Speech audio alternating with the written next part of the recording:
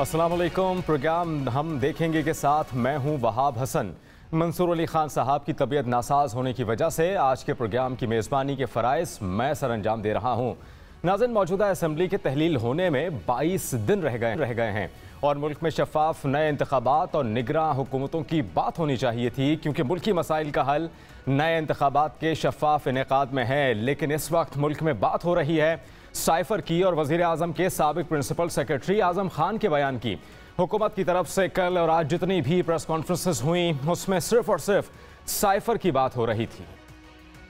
वो डॉक्यूमेंट था साइफर का, इमरान खान न्याजी साहब ने अपनी तहवील में लिया और उसको एक जलसे में अनफॉर्चुनेटली इस्तेमाल किया। वो डॉक्यूमेंट जो है वो पब्लिक नहीं किया जा सकता, किसी से शेयर नहीं हो सकता। डिप्टी स्पीकर ने वो जो मोशन ऑफ नो कॉन्फिडेंस थी वो कोई 1.5 मिनट के अंदर अंदर उसको डिसमिस कर दिया। जो ऑफिशियल सीक्रेट एक्ट की मुतलका शिकें और दफात हैं, FIA ये डिसाइड करेगी एज एन इन्वेस्टिगेटिंग एजेंसी कि उस इंक्वायरी को वो क्रिमिनल प्रोसीडिंग्स में कन्वर्ट करने के लिए वो आगे तहर्रुक करते हैं। फिर उसको इस्तेमाल किस लिए किया? छोटी सी पॉलिटिकल एक्सपीडियंस के लिए। अदाकार, हदायतकार और इस फिल्म के साथ जुड़ा सारे का सारा जो गैंग है, जब तक आर्टिकल 6 के तहत उन सब को कानून के कटहरे में नहीं लाया जाता, अवाम और इस मुल्क की कौमी सलामती के साथ खेलने का ये जो सिलसिला है ये नहीं रुक सकता। पाकिस्तान की सियासत में गेट्स और लीक्स का किरदार बड़ा अहम रहा है। यूसुफ रज़ा गिलानी के दौर में मेमो गेट, नवाज शरीफ के दौर में डॉन लीक्स और फिर चेयरमैन तहरीक इंसाफ के दौर में साइफर गेट। माजी में इन गेट्स और लीक्स की वजह से सियासी मैदान में एक तूफान बरपा हुआ।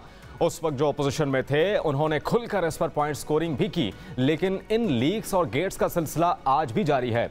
चेयरमैन तहरीक इंसाफ को FIA ने तलब कर लिया। उनके अलावा शाह महमूद कुरैशी और असद उमर को भी तलब किया गया है। इस मामले पर उनकी गवाही बड़ी अहमियत की हामिल है। इसके अलावा सुप्रीम कोर्ट में फौजी अदालतों में सिविलियंस के ट्रायल के खिलाफ दरखास्तों पर भी समाअत जारी है। चीफ जस्टिस ने कहा कि मुतमईन करें, जिन लोगों का मिलिट्री एक्ट के तहत ट्रायल होगा उनको अपील का हक होगा। मिलिट्री एक्ट के तहत कार्रवाई को लेकर सियासी जमातों की तरफ से तहफ़्फ़ुज़ात का इजहार किया जा रहा है। इन सब इशूज़ पर बात करने के लिए मौजूद हैं पाकिस्तान पीपल्स पार्टी से शर्मिला फारूकी, जो कि मेंबर्स इन असेंबली भी हैं। पाकिस्तान मुस्लिम लीग नून से निहाल हाशमी साहब हमें ज्वाइन कर रहे हैं और सीनियर सहाफ़ी और तज्ज़ियाकार अतहर काज़मी साहब भी हमें ज्वाइन कर रहे हैं। सबसे पहले मैं निहाल हाशमी साहब से बात करना चाहूँगा। निहाल साहब, पाकिस्तान में और कोई मामलात नहीं है, पाकिस्तान में महंगाई नहीं है, पाकिस्तान में तमाम तर मामलात दुरुस्त हो चुके हैं। IMF की जो तलवार लटक रही है वो भी ख़त्म हो चुकी है, सिर्फ हमारे पास साइफर का एक मामला रह गया है। बिस्मिल्लाहिर्रहमानिर्रहीम। बाप साहब, अगर यही सवाल मैं आपसे पूछ लूं कि आपका जो मीडिया है, मीडिया हाउसेस हैं, जो एंकर पर्सन हैं, क्या वो और किसी सब्जेक्ट पे प्रोग्राम नहीं कर सकते, सिर्फ इसी पे कर रहे हैं? तो मैं ये समझता हूं कि 2014 से एक खास माइंडसेट पाकिस्तान में बनाया गया। उसमें मुख्तलिफ लोग अपना अपना हिस्सा डालते रहे। वो धरने से शुरू होता है, नाच गाने पे खत्म होता है, फिर किसी और पे होता है, फिर चोर डाकू की कहानी चलती है, फिर गद्दारों की बात होती है, फिर पैनामा लीक्स आ जाता है, फिर पैनामा लीक्स के बाद एक आदमी को आप नाहिल कर देते हैं, मुल्क से बाहर कर देते हैं, फिर एक नया आ जाता है ट्रेंड। मेरे भाई, इसमें सियासतदान नहीं, इसमें मीडिया हाउसेस, मीडिया से जो वाबस्ता लोग हैं वो इतने ही मुलविस हैं। हमारे इदारे भी उतनी मुलविस हैं, हमारी अदलिया भी उतनी मुलविस है कि पाकिस्तान के सारे काम को छोड़कर उसी पे हमने फोकस किया। तो मैं ये सवाल पूछता हूं ऐसे सियासी कारकुन, देखिए ये काम हमारा नहीं है। प्रोसिक्यूशन ने आगे केस बढ़ा दिया, FIA पुलिस ने उनको उसमें तलब कर लिया। जिस तरह से नवाज शरीफ साहब के लिए बनाया गया था ट्राइब्यूनल और निगरां जजों की एक पैनल बना दी गई थी, जिस तरह से उसकी निगरानी की जा रही थी, जिस तरह से JIT बनाया गया था, JIT को पुल से बाहर भेजा गया था, उसी तरह से आज कर दें।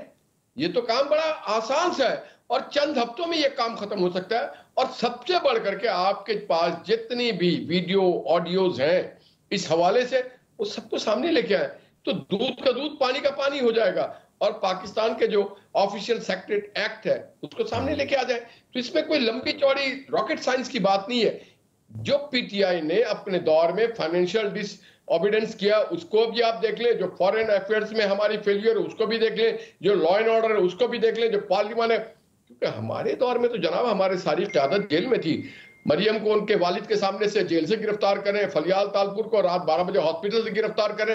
तो मैं ये पूछ रहा हूं कि ये कौन है? क्या आर्टिकल 25 के अंदर नहीं आते? साहब, मौजूदा वजीर खजाना इसहाक डार भी तो एतराफी बयान दे चुके थे ना, नून लीग के खिलाफ, नवाज शरीफ के खिलाफ, मनी लॉन्ड्रिंग के खिलाफ। उन्होंने भी वादा माफ गवाह बनने के बाद जो है तमाम तर एतराफी बयान दिए थे। माजी आपके सामने ही है।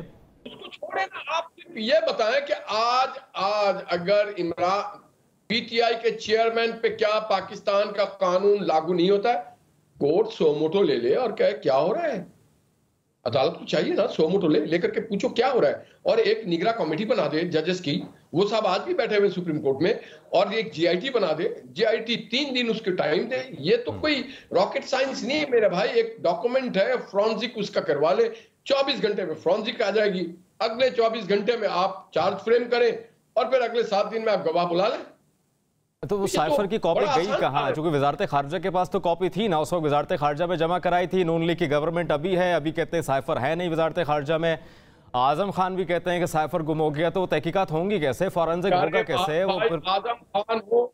आजम खान हो जो वजीर खारजा हो या सेक्रेटरी खारजा हो और इमरान खान साहब, इन चारों को बुलाया जाए और कलेक्टिव विजडम के तहत उनके ऊपर चार्ज फ्रेम किया जाए। निकल आएगा ना हर चीज। काज़मी साहब, आप समझते हैं कि ऑफिशियल सीक्रेट एक्ट के तहत कार्रवाई होनी चाहिए, चाहे वो किसी जमात का लीडर हो, चाहे वो कारकुन हो, चाहे वो हमदर्द हो, जो भी हो, ऑफिशियल सीक्रेट एक्ट के तहत कार्रवाई होनी चाहिए? देखें, पाकिस्तान में कोई भी जो शख्स है वो आइन और कानून से मावरा नहीं है। अगर किसी शख्स ने कानून तोड़ा है तो ज़रूर उसके खिलाफ कार्रवाई होनी चाहिए।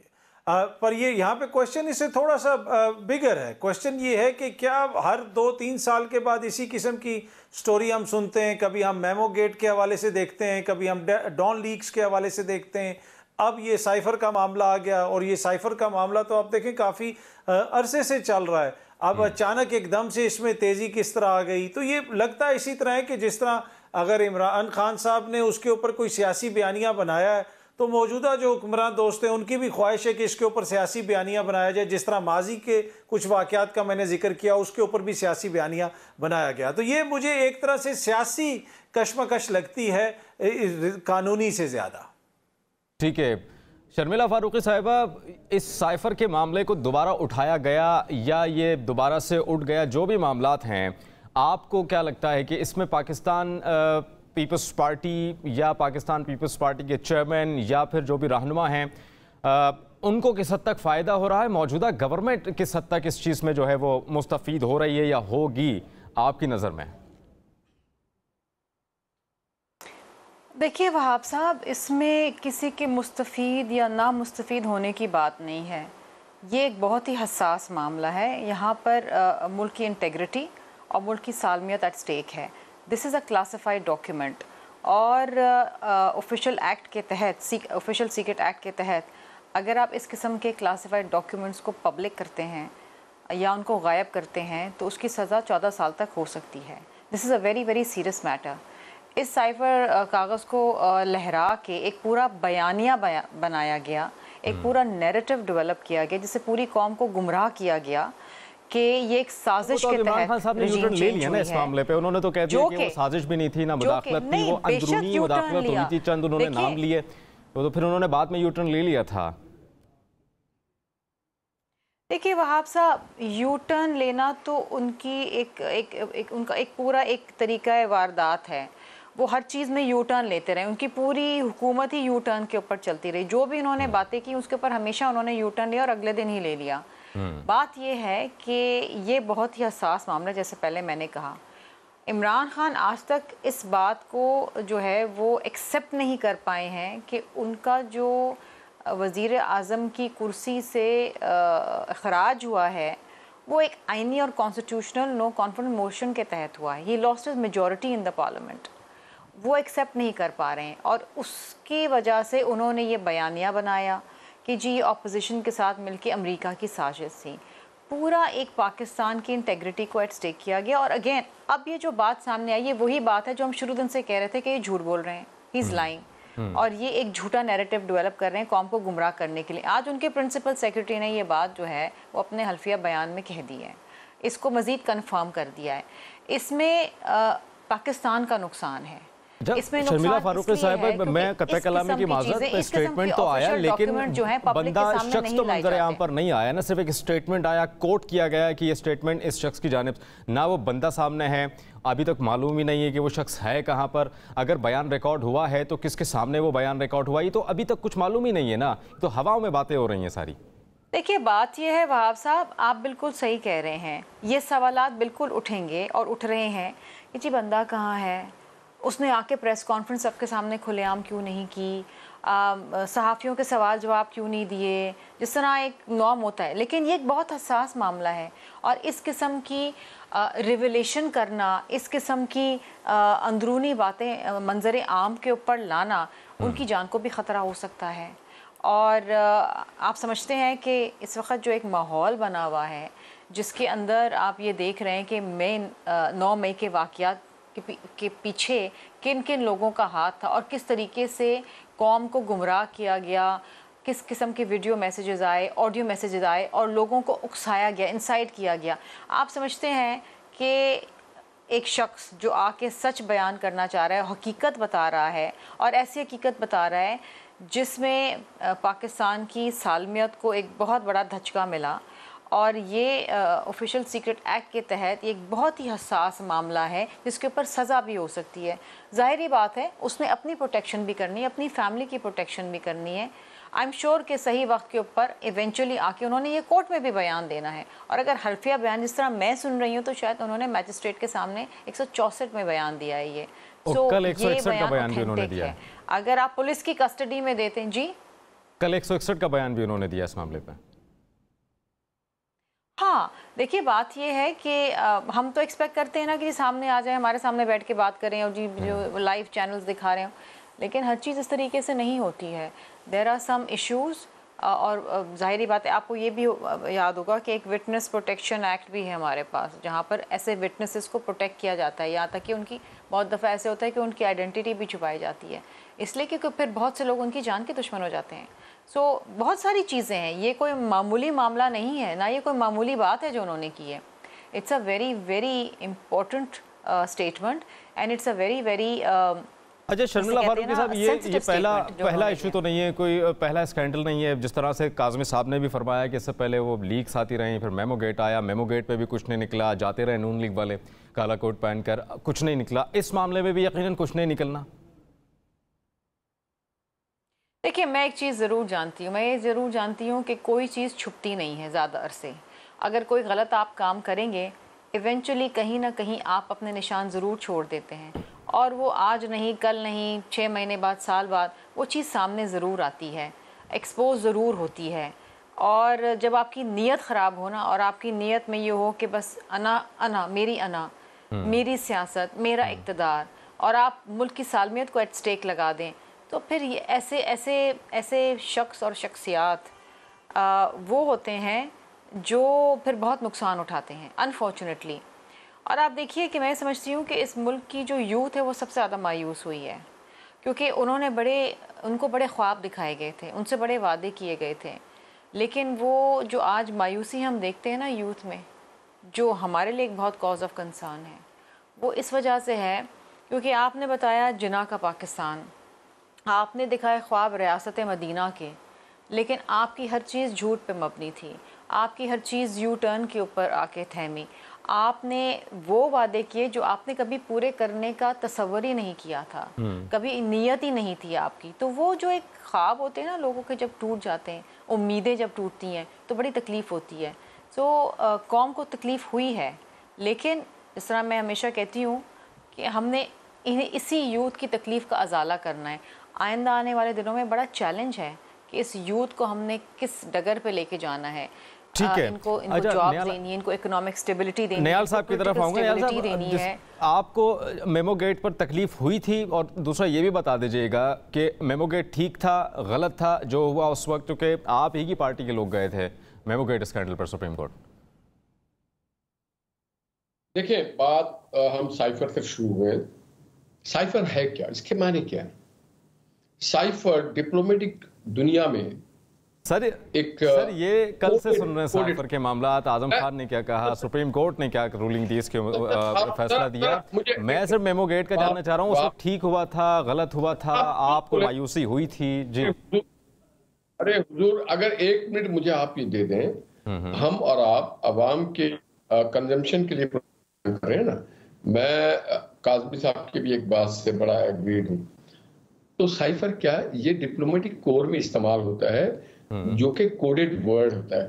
और दुनिया की तारीख में बहुत कम ऐसा हुआ है कोई डिप्लोमेटिक डॉक्यूमेंट को उसके लीडर ने डिकोड किया हो अपने स्टाइल से और एक मुल्क पे इल्जाम लगा देता है, वो जंग छिड़ जाती है दुनिया में इस तरह से। तो ये जो साइफर वाला मामला है, ये ऑर्डिनरी पॉलिटिकल मामला नहीं है, ये एक डिप्लोमेटिक कोर का मामला था जिसको डिकोड किया, अब सही डिकोड किया, गलत डिकोड किया इन्होंने, और उसको फिर आप लहरा दिया। तो ये खुद इटसेल्फ, जैसा भी शर्मिला कह रही थी कि क्लासिफाइड डॉक्यूमेंट था, ये इटसेल्फ काफी है किसी आदमी को सेक्शन 120 और 124 के तहत फिट करने के लिए।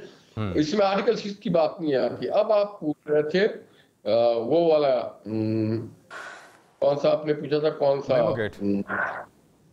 दोबारा मेमो गेट पे उसूलन तहकीकात होनी चाहिए थी। अगर हम गए थे और अगर हम गलत गए थे तो फिर तहकीकात होनी चाहिए थी ना, कि हम अगर गए थे तो उसमें क्या जवाब था, क्या बुनियाद था, और अगर गलत था तो वो बता दिया था। मगर चूंकि उसके ऊपर जो अदालतें थी उन्होंने उसको सीरियस नहीं लिया, या जो हमारे इदारे थे, लेट मी फिनिश, हमारे जो इदारे थे उसने नवाज शरीफ साहब एज ए मुहिब्बे वतन वो समझते थे कि कोई भी, देखिए वो आज तक नवाज शरीफ का एक ट्रैक रिकॉर्ड है, अपने सीने में बड़े राज रखे हुए हैं, मगर पाकिस्तान की कोई ऐसी बात कहीं अपने इंटरव्यू में जेल में हो, रेल में हो, जबर में हो, तकलीफ में हो, डिस्क्वालिफाइड हो जाए, मगर उन्होंने पाकिस्तान के किसी मामलात को पब्लिक में आया नहीं किया। उन्होंने अपने ऊपर तो सह लिया, मगर पाकिस्तान को उन्होंने कभी भी तकलीफ में नहीं आने दी। तो मैं ये समझता हूँ। दूसरी बात, हमें माजी से सीखना चाहिए, हमें माजी से हमने सीखा नहीं है, और अगर कोई गलती हुई है कहीं भी सन 47 से लेके आज तक, इसीलिए COD जब मोहतरमा और मियां साहब ने एक COD साइन किया था, उसमें एक हुआ था fact finding truth and reconciliation commission, कि हमें पता तो चले कि हमने अपनी कौमी जिंदगी में COD के बाद गए थे। देखिए ना प्लीज, एक तो आप लोगों की बड़ी मेहरबानी है, जो हमारी मीडिया है वो जो है वो भी पाकिस्तान को काफी उसकी स्पीड ब्रेकर लगा के रखती है कि हमने जब हम आगे बढ़ना, देखिए शहबाज शरीफ साहब ने और बनावल साहब ने, जो आज पाकिस्तान का सबसे बड़ा इशू है जो आपने पहले कहा था, वो था फाइनेंशियल क्राइसिस और पाकिस्तान की इकोनॉमी। उस वक्त पहले डेट पे वो कहा शहबाज साहब ने कि आप आए, चार्टर ऑफ इकोनॉमी पे साइन करते हैं। बिलावल ने कहा कि कदम बढ़ाओ, इमरान खान तुम्हारे साथ हैं। तो हम इन चीजों को, जो positive aspects of the political arena है पाकिस्तान का, उसको हम लेके चलते हैं। हाशमी साहब, मैं आपकी बात से मैं इत्तेफाक करता हूँ। अब वक्त थोड़ा मुख्तसर है, ब्रेक पे मैंने जाना है। अतर साहब से मैं बाद इस सवाल का जवाब लूंगा कि अतर साहब, मेमो गेट में कुछ नहीं निकला, डॉन लीक्स में कुछ नहीं निकला, फिर ये जो भी साइफर लीक्स आ गया है, साइफर का मामला है, इसमें क्या निकलना है? ब्रेक के बाद अतर साहब इसका मैं जवाब लूंगा आपसे। नाज़रीन, वक्त है ब्रेक का, हमारे साथ है।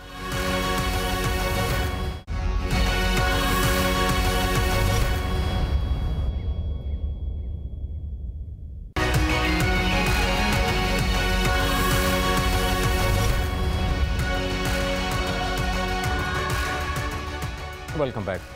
अतर साहब, बताइएगा कि माजी में मेमो गेट में कुछ नहीं निकला, तहकीकात हुई, डॉन लीक्स में कुछ नहीं निकला, साइफर में क्या निकलना है अब?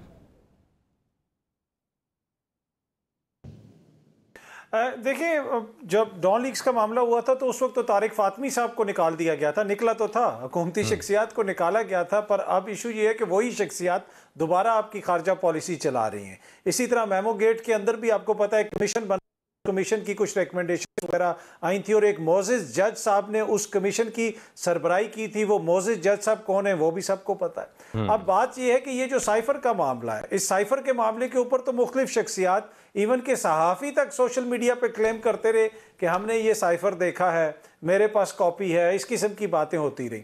और ये साइफर जो है इसकी हकीकत पे कोई आर्गूमेंट नहीं है कि ये था या नहीं था, इसलिए कि इस पे 2 दफ़ा कौमी सलामती कमेटी का इजलास हुआ जिसमें आपकी तमाम तर क़यादत मौजूद थी, सिविलियन भी और अस्करी भी, और 2 दफ़ा उस पे एलामिये भी जारी किए गए। एक दफ़ा मौजूदा हुकूमत के दौर में जिसमें माना गया कि जनाब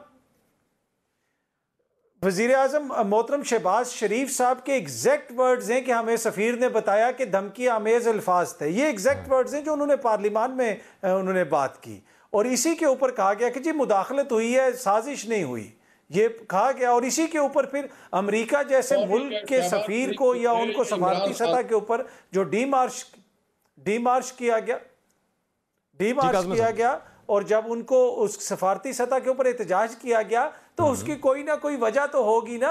अब ये हुकूमत जब से आई है, ये वो डीमार्च वापस ले लेते और अमेरिका को खत लिख देते कि जनाब ये गलत हुआ था। नहीं, ऐसी तो कोई बात नहीं हुई। तो ये तो माना गया कि साइफर मौजूद है, उसमें जो जुबान इस्तेमाल की गई वो मुनासिब जुबान नहीं थी, वो आम सफारती जुबान नहीं थी, तो इसमें कोई दो राय नहीं। हाँ, अब इसमें बहस हो सकती है कि क्या उसको पिछली हुकूमत ने अपने सियासी मकासद के लिए इस्तेमाल किया। इसके ऊपर यकीनन जो है कोई इतराज़ भी कर सकता है, बहस भी कर सकता है। उसी तरह जिस तरह इस वक्त मौजूदा हुक्मरान जो हैं वो हमें ये बता रहे हैं कि एक शख्स जो 1 महीने से लापता था, जिसके घर वालों ने FIR दर्ज करवाई हुई थी, जिसका कोई पता नहीं वो कहाँ पे है, लेकिन अचानक जो है उससे मंसूब एक बयान आपके सामने आ गया, और वो बयान भी किस नौइयत का था और जिस किस्म का वो शेयर किया गया उसको आप मनोअन मान लें और उसके ऊपर आप एक सियासी बयानिया बना लें। तो ये एक अलग बहस है कि क्या सियासतदान इन सारी चीज़ों को अपने अपने सियासी मकासद के लिए इस्तेमाल कर रहे हैं, उसके ऊपर फिर बहस हो सकती है।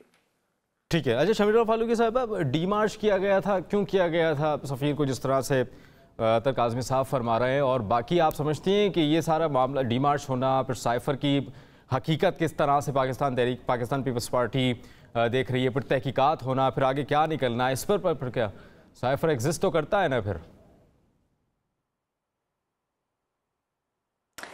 कि बात ये है कि उस साइफर में क्या था क्या नहीं था, हमने तो सिर्फ एक कागज़ इस यहाँ से यहाँ लहराता हुआ देखा। वी डोंट नो एग्जैक्टली उसमें क्या था, आया उसमें ऐसी कोई चीज़ थी कि नहीं, क्योंकि अब जब उनसे वो मांगा जा रहा है, अच्छा, जो कॉपी वज़ारत ख़ारजा में आई थी वो भी नहीं देखी थी बिलावल भुट्टो साहब ने? देखिए ये बहुत हसास मामला है। इसके ऊपर तो देखिए मैं वज़ारत ख़ारजा के हवाले से मैं नहीं कुछ कह सकती, क्योंकि मुझे नहीं पता कि वहाँ देखी कि नहीं देखी। I can not make a wrong statement. लेकिन इसको जिस तरीके से इस्तेमाल किया गया, जिस तरीके से इसके ऊपर एक झूठा बयानिया बनाया गया, जिस तरीके से अपोजिशन की मलामत की गई, अमेरिका की मलामत की गई, एक ऐसे ममालिक के साथ मज़ीद ताल्लुकात ख़राब किए गए जिसका ऑलरेडी पाकिस्तान के साथ एक लव हेट रिलेशनशिप चलता आ रहा है कई दहाइयों से। सो यहाँ पर you are putting Pakistan at risk. ये कोई आपके घर की ड्राइंग रूम की बात नहीं है कि जी ये फ़र्नीचर ख़रीदा था तो ये सही नहीं है तो ये गलत दे दिया, इसके पैसे ज़्यादा ले लिए। Here you are talking about your national security, और एज अ प्राइम मिनिस्टर उनकी रिस्पॉन्सिबिलिटी। खारजा आपके पास देखिए इदारे हैं ना, इदारे हैं। कौन से इदारे? इदारे हैं ऑफिशियल सीक्रेट एक्ट के तहत आपके लॉ मिनिस्टर ने ये FIA को रेफर किया है। It's a federal crime, so federal investigating agency करेगी। आपके मुल्क में इदारे हैं जो ऐसी चीज़ों की तहकीकात करते हैं। अच्छा निहाल साहब, जब ये साइफर आया PTI चेयरमैन की जानिब से दिखाया गया, लहराया गया, उस वक्त तो जब अपोजिशन में आप लोग थे, पाकिस्तान पीपल्स पार्टी थी, उस वक्त तो आपने उसकी एग्जिस्टेंस से ही मना कर दिया था कि साइफर नाम की कोई चीज़ है ही नहीं। चलें एटलीस्ट इस बयान के बाद जो आज़म खान का बयान है, आप लोग ये मानते तो है ना कि साइफर था? साइफर के माने क्या है? एक कोडेड डॉक्यूमेंट, लेटर, खत जो भी था, जिस तरह से वो खत था साइफर को। नहीं, बात ये है वहाब साहब, प्लीज लेट मी फिनिश। उसमें लिखा क्या था वो असल बात है ना, उसको डिकोड किसने किया वो दूसरी बात है। साइफर तो हर रोज आता है भाई, एवरी डे सेवरल, हजारों नहीं सैकड़ों के हिसाब से मुख्तलिफ सफारत खाने में, मुख्तलिफ सफारत खाने से वो इत्तला भेजी जाती है। साइफर एक लैंग्वेज जो है उसी के तहत भेजी जाती है। अब वो कौन से साइफर के जिक्र कर रहे हैं, उसमें क्या लिखा था? आज भी मेरे ख्याल से कई साइफर आए होंगे पाकिस्तान, वो वजारत खारजा का डोमेन है, वो उसके अंदर उनके एक्सपर्ट बैठे होते हैं, वो डिकोड करते हैं और डिकोड करके फिर वो जिस महकमे या जिस मत के लिए होता है उस पर बात कर लेते हैं। तो सबसे पहले तो ये तो कोई अनोखा लाडला नहीं था कि इकट्ठी कोई एक ही जिंदगी में साइफर है। साइफर तो हर रोज आया करता है। कौन सा साइफर की बात कर रहे हैं? उसमें क्या लिखा हुआ था? ये उसको मिसयूज कैसे किया गया, उसको मिस इंटरप्रिटेशन कैसे किया गया, ये सारी बातें और किसी को दिखाया नहीं। पार्लियामेंट स्पीकर साहब ने भी कहा कि मेरे हवाले नहीं किया गया है। तो कादमी साहब ने जैसे ये कहा था कि कुछ चंद साहबी दोस्तों ने कहा था कि हमारे पास है, तो उनको बुला लिया जाए, उनसे पूछा जाए कि भाई क्या आपको साइफर के बारे में मालूम है? आप कोडेड और डिकोडेड लैंग्वेज समझते हैं? अगर आप वो लैंग्वेज समझते हैं तो फिर आप बताएं उस लैंग्वेज में उसमें क्या लिखा हुआ था। और अगर आप नहीं समझते हैं वो लैंग्वेज, तो आप फिर कैसे कह सकते हैं कि ये कौन सा साइफर था या कौन सा साइफर नहीं था? हाशमी साहब यहाँ पर देखें, जब ये साइफर आया था तहरीक इंसाफ के चेयरमैन ने सबको ब्रीफ के लिए बुलाया था, इवन सहाफ़ी भी वहाँ गए थे, चंद सहाफ़ियों को दिखाया भी था, अपोजिशन को बुलाया था कि साइफर से मुताल्लिक आएँ, बैठें, बात करें, साइफर देखें। आप लोगों ने बॉयकॉट कर दिया था। अब चलें, बॉयकॉट कर दिया था तो जब कॉपी वजारत खारजा में थी तो अब वजारत खारजा आप लोगों के पास है, गवर्नमेंट में आप हैं, तो आपने पढ़ा नहीं डी कोड करने के बाद क्या था, साइफर में लिखा हुआ क्या था? तहकीकात भी फिर आप ही के ज़िम्मे फिर आनी चाहिए। हमें पता था कि ये जो है ना, ये एक रिलेशन को हमें देखिए, उससे साइफर से हम एक कदम आगे जाते हैं। हमें ये पता था कि आज इजराइल किसके लिए लॉबिंग कर रहा है, किसके लिए? आज किसके पेट में ज्यादा दर्द हो रहा है? पाकिस्तान को कौन डिस्टर्बाइज देखना चाहता है? किनका वेस्टेड इंटरेस्ट पाकिस्तान में? कौन पाकिस्तान के अंदर खाना जंगी के तरफ ले जाना चाहते थे? कौन वो फोर्सेस थे? हमें हर चीज का अदराक है। अभी आपने अच्छा, ये सर बड़ी खबर आपने दी है कि बड़ी ब्रेकिंग, कोई सबूत है कि चेयरमैन तहरीक इंसाफ ने या पीटीआई ने इसराइल के लिए लॉबी की है? कोई सबूत है आपके पास, गवर्नमेंट के पास इस मुतालिक कि वाकई में इसराइल के लिए लॉबी की है?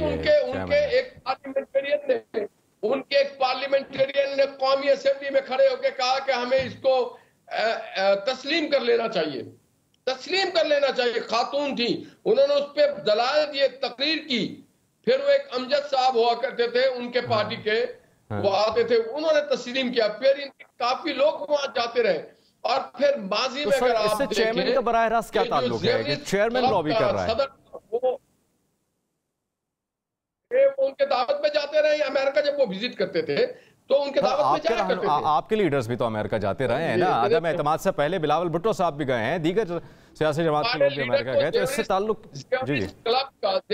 क्लब के या उस सर्कल के सोसाइटी के सदर ने इनविटेशन नहीं दिया। हमारे लीडर के लिए वो जो बेंजामिन नेतन्याहू ने नहीं कहा कि हम आपकी जिंदगी के लिए दुआएं करते हैं कि अल्लाह आपको तवील उम्र दे। ठीक है। अच्छा अतर साहब, मैं आपसे ऑफिशियल सीक्रेट एक्ट से मुतालिक बात करना चाहूँगा कि इस सीक्रेट एक्ट के तहत रहनुमाओं पे, लीडर्स पर कार्रवाई होनी चाहिए, सियासी लीडर्स पर। इसके साथ साथ ये भी बता दीजिएगा कि 24 जुलाई को 2 बड़े रहनुमा पीटीआई के जो है वो तलब किए गए FIA में। शाह महमूद कुरैशी साहब हैं, असद उमर हैं। ये भी बड़ा अहम बयान होगा पाकिस्तान तहरीक इंसाफ के लिए इनकी पेशी के बाद।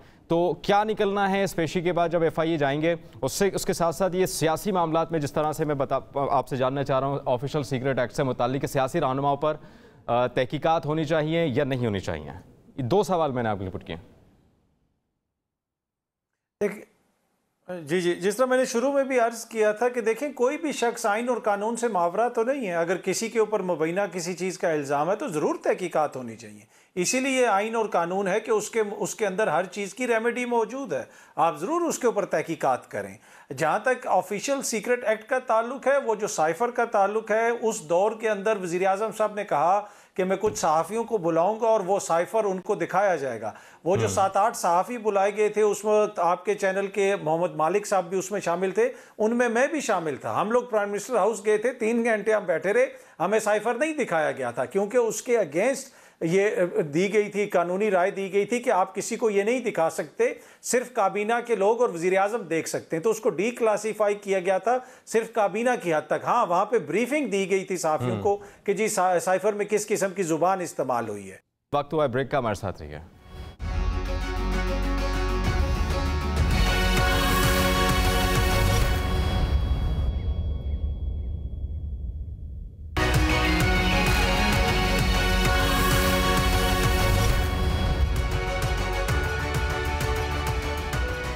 Welcome back. नाज़रीन, साइफर के साथ साथ एक बड़ा अहम मामला 9 मई के बाद जो सियासी रुख एकदम तब्दील हुआ पाकिस्तान की सियासत का पाकिस्तान तहरीक इंसाफ के चेयरमैन की सियासत का और उनकी पार्टी का, इस पर बात करेंगे कि आने वाले वक्त में क्या हो सकता है। सिविलियंस के जो केसेस हैं वो मिलिट्री कोर्ट्स में चल सकते हैं, नहीं चल सकते। काज़मी साहब, इस मुतालिक आपका मैं तज्ज़िया जानना चाहूँगा कि मिलिट्री कोर्ट्स में आम शहरियों के साथ साथ सियासी रहनुमाओं के भी जो केसेस हैं वो चल सकते हैं सारे मामले पर, चूँकि माजी हमारे सामने है, माजी में भी इस तरह के कोर्ट्स में जो है वो केसेस चले हैं। जी, मैं वो छोटा सा अपनी बात फिनिश करना चाह रहा हूँ कि उस वक्त जब वहाँ पे सहाफ़ियों को ब्रीफिंग दी गई थी तो सहाफ़ियों ने यही क्वेश्चन किया था कि हम आपकी बात किस तरह मान लें, इसके ऊपर तो तहकीकात होनी चाहिए। और उस वक्त कहा गया था कि इस साइफर को हम सुप्रीम कोर्ट को भिजवाएंगे ताकि इसके ऊपर तहकीकात हों। और बाद में डिप्टी स्पीकर कासिम सूरी साहब ने साइफर की कॉपी सुप्रीम कोर्ट को भिजवाई थी, जो गालिबन आज भी सुप्रीम कोर्ट के रिकॉर्ड का हिस्सा है। तो यकीनन इसके ऊपर तहकीकात होनी चाहिए। अगर किसी ने इसको सियासी बयानिए के लिए इस्तेमाल किया है तो चीज़ें सामने आनी चाहिए। दूसरा जो अब आपने क्वेश्चन किया 9 मई के बाद जो मामला, आवाज़ आ रही? जी 9 मई के बाद जो मामला मिलिट्री कोर्ट्स में सिविलियन के जो केसेस हैं वो चल सकते हैं, नहीं चल सकते हैं, बिलखुसूस सियासी रहनुमाओं के। जी बिल्कुल मैं उसी तरफ आपके दूसरे सवाल जो आपने मिलिट्री कोर्ट्स के हवाले से किया, देखें इसमें मैं कानूनी माहिर तो नहीं हूँ। इस हवाले से मुल्क के जो बड़े बड़े लीगल ब्रेन्स हैं वो अपना अपना मुकदमा पेश कर रहे हैं, आर्गूमेंट्स आ रहे हैं अदालत के सामने। लेकिन जो भी हो वो आइन और कानून के मुताबिक होना चाहिए। कुछ माजी की मिसालें हैं, जिस तरह अभी आज़म खान साहब का 164 का बयान सामने आया और आज ही मैं हुदैबिया पेपर मिल का फैसला पढ़ रहा था, उसके अंदर पैराग्राफ नंबर गालिबन वो 27 है, मैं कुड बी रॉन्ग, वो जो काजी फायज ईसा साहब ने अगले जो हमारे नामजद चीफ जस्टिस साहब हैं वो फैसला उन्होंने लिखा है। और उस फैसले के अंदर जहाँ पे उन्होंने 164 के बयान की तशरीह की कि वो किस तरीके से होना चाहिए, उसके साथ साथ एक और चीज़ का भी उन्होंने जिक्र किया उस फैसले के अंदर कि वो जो नैब कोर्ट है वो अटक के किले में बनी हुई है और वहाँ पे आम आवाम की रसाई नहीं है, क्योंकि वो इलाका जो है वो आर्मी के जेर कंट्रोल है। तो वहाँ पे ओपन जस्टिस का प्रिंसिपल लागू नहीं हो सकता। इस हवाले से तहफ़्फ़ुज़ात हैं। ऑल दो कि वहाँ पे जज भी सिविलियन था, वहाँ पे वकील भी सिविलियंस थे, लेकिन उसके बावजूद काजी फायज ईसा साहब ने ये नुक्ता इसके ऊपर अपनी रिजर्वेशन शो की और लफ्ज़ जो इंग्लिश में यूज़ किया उस लफ्ज़ का मैंने ये परेशान कुन सूरत हाल ये है, ये उन्होंने कहा। तो यकीनन इस हवाले से एक वाज़े मौक़िफ़ माजी में भी हमारी अदालतें ले चुकी हैं, पर अब जो भी मोअज़्ज़िज़ अदालत इस हवाले से फैसला करेगी वो हमारी सारा आंखों पे। ठीक है, मिनोन उसको कबूल करेंगे जो भी फैसला होगा। शर्मिला फारूकी साहिबा, जब मिलिट्री कोर्ट से मुताल्लिक 2015 में अमेंडमेंट की जा रही थी, तरमीम की जा रही थी, तो रज़ा रब्बानी की जानिब से मुखालफत की गई थी। अभी पाकिस्तान पीपल्स पार्टी का ऑफिशियल स्टांस क्या है मिलिट्री कोर्ट्स को लेकर? चूँकि कुछ ऐसी खबरें हैं कि वो नहीं चाहते कि किसी भी सियासी लीडर का मिलिट्री कोर्ट में ट्रायल हो। अगर ये ट्रेंड चल गया तो इसमें फिर आने वाले वक्त में आप भी जो है वो रगड़े में आ सकते हैं, नून लीग के भी आ सकते हैं, पर सबके फिर मिलिट्री कोर्ट में चलेंगे। फिर देखिए वहाब साहब, ये कोई ट्रेंड नहीं है। जब आप मिलिट्री इंस्टॉलेशंस के ऊपर हमला करेंगे तो फिर उसका एक तरीक़ेकार है ट्रायल का, और उस ट्रायल के तहत आपको वो you will have to face the music.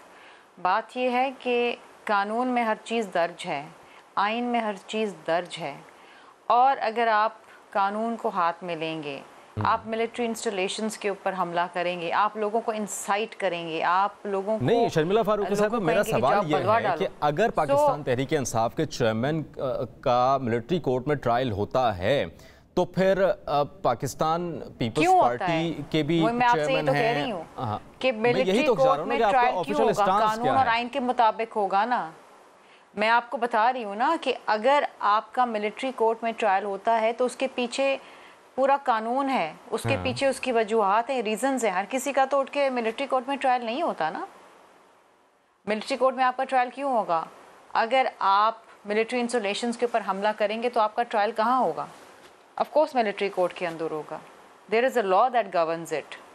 अगर आप किसी जज की तौहीन करेंगे तो आपका कंटेम्प्ट ऑफ कोर्ट होगा, क्योंकि there is a law behind it.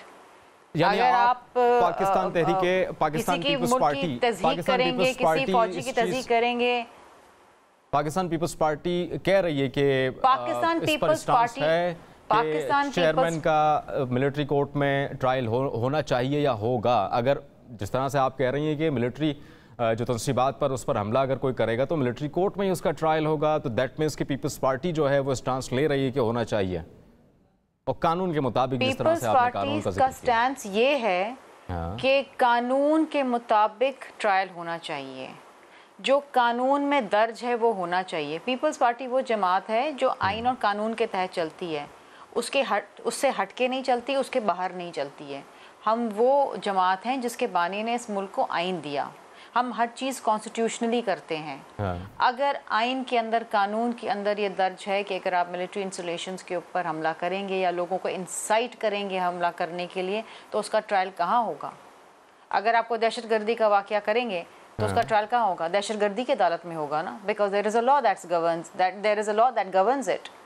So it's as simple as that. मतलब ये नहीं है कि अगर एक्स का ट्रायल होता है मिलिट्री कोर्ट में तो जी सबका भी होगा। हाशमी साहब, आप भी ये होना चाहिए। आप साहब, सबसे पहले तो ये बात मैं कहूं कि ये सब जुडिस है मैटर। अभी इस पे मुख्तलिफ फरीक अपने दलाल दे रहे हैं। Let's come together as a nation आनी चाहिए चीज। दूसरी बात, ये जो पॉलिटिकल पीटीआई को मैं पॉलिटिकल पार्टी नहीं समझता हूँ। ये उसी तरह की पार्टी है जिस तरह नाजी थे और जिस तरह से भारत में ब्रिटिश रिजीम में और बाद में आरएसएस आई, कि जो माइट इज राइट है, टायरेनी है, बिल्कुल आमरियत अपने उरूज पे थी। अच्छा, नवाज शरीफ वजीर आजम बने थे तो बनी गला क्यों गए थे अगर वो सियासी जमात नहीं है तहरीक इंसाफ? हम समझ रहे थे कि ये तो दहशतगर्दी के। देखिए, आपको बाजवा साहब से इख्तलाफ हो सकता था, आपने उनके बारे में बात की, हमें भी इख्तलाफ होगा, बहुत सारे से होगा, आपको यहिया खान से इख्तलाफ होगा, मगर पाकिस्तान के जो आम सिपाही हैं, जो आम उसके अहलकार हैं, वो जो आपके लिए बॉर्डर पे खड़े हुए हैं, जो आम हमारे नेवी का, एयरफोर्स का पायलट है, उसके साथ तो मेरे इख्तलाफात नहीं है। मेरे इख्तलाफात पाकिस्तान के पुलिस के आम लोगों के साथ नहीं है, वो तो हमारे लिए खड़े हुए हैं। आप पूरे इदारों पे अगर जाके अटैक कर रहे हैं, वो बेजान जो हमारे स्टेच्यूज, जो मोनूमेंट्स बनाए थे, उसके साथ किस बात का इख्तलाफ? उस जहाज के साथ किस बात के इख्तलाफात? जो जहाज हमारे मुल्क के लिए एक प्राइड था, वर्ल्ड रिकॉर्ड उसने किया था कि एम आलम ने एक वर्ल्ड रिकॉर्ड बनाया था, उससे क्या इख्तलाफ था? आप हमारे इंस्टॉलेशन की दीवारें क्यों गिरा रहे थे? वो दीवार तो दुश्मन मुल्क आके, तो आप तो एक दहशतगर्दी का अमल कर रहे थे। तो क्या फर्क रह गया एक दहशतगर्द में और एक इस तरह की जमात में, कि जब आप इंस्टॉलेशंस की दीवारों को गिरा रहे हैं, उसके गेट को तोड़ रहे हैं, आप आकर के पूरे इदारे के ऊपर आप हमला आवर हो रहे हैं।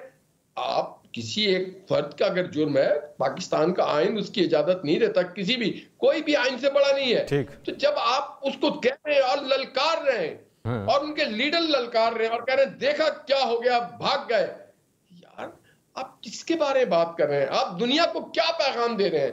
पूरी दुनिया, बिलखुसूस हिंदुस्तान हमारा मजाक उड़ा रहा था। आपके पास अगर स्ट्रीट पावर थी, वोट की पावर थी, तो आप इलेक्शन का इंतजार करते।